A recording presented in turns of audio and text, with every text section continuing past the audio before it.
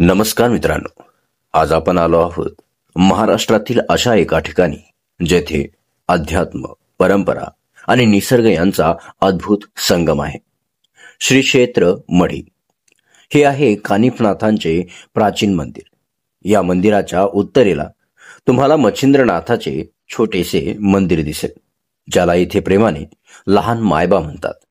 हे दोन्ही मठ आपल्या समृद्ध इतिहासाची साक्ष देतात. मढीची खरी ओळख आहे ती इथे भरणारी यात्रा. रंगपंचमीला इथे कानिफनाथांची भव्य यात्रा भरते, ज्यात महाराष्ट्र, गुजरात आणि राजस्थानसह देशभरातून लाखो भक्त येतात. या यात्रेला 18 पगड जातींचे पंढरपूर म्हणतात. या यात्रेतील आणखी एक विशेष गोष्ट म्हणजे फुलबागेतील बाजार आणि गाढवांचा बाजार. आणि हो, इथली मढीची रेवडी खाल्ल्याशिवाय तुमचा प्रवास सुरू होणारच नाही.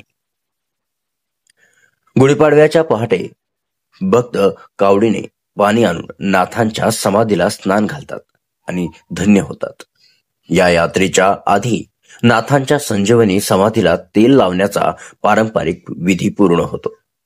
यानंतर मढी आणि निवडुंगे गावात अनेक व्रतबंधने पाळली जातात, जी इथली अनेक वर्षाची परंपरा आहे.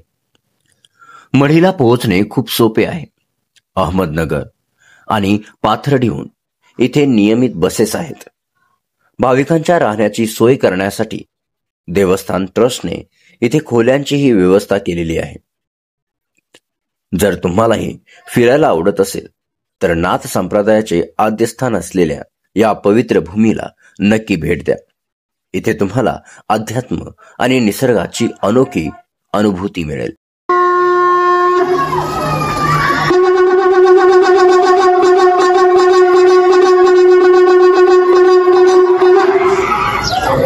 नमस्कार मित्रांनो, आज आपण आलो आहोत महाराष्ट्रातील अशा एका ठिकाणी जेथे अध्यात्म, परंपरा आणि निसर्ग यांचा अद्भुत संगम आहे. श्री क्षेत्र मढी हे आहे कानिफनाथांचे प्राचीन मंदिर. या मंदिराच्या उत्तरेला तुम्हाला मच्छिंद्रनाथाचे छोटेसे मंदिर दिसेल, ज्याला इथे प्रेमाने लहान मायबा म्हणतात.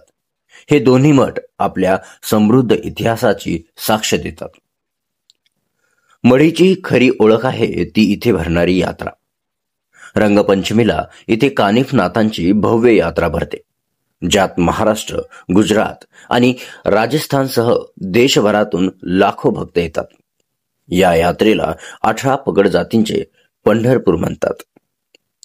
या यात्रेतील आणखी एक विशेष गोष्ट म्हणजे फुलबागेतील बाजार आणि गाढवांचा बाजार. आणि हो, इथली मढीची रेवडी खाल्ल्याशिवाय तुमचा प्रवास सुरू होणारच नाही.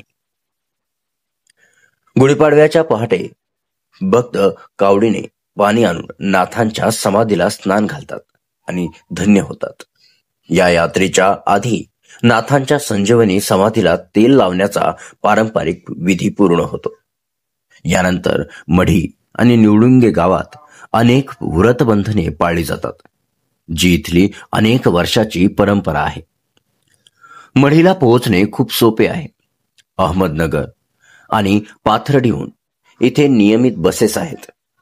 भाविकांच्या राहण्याची सोय करण्यासाठी देवस्थान ट्रस्टने इथे खोल्यांचीही व्यवस्था केलेली आहे.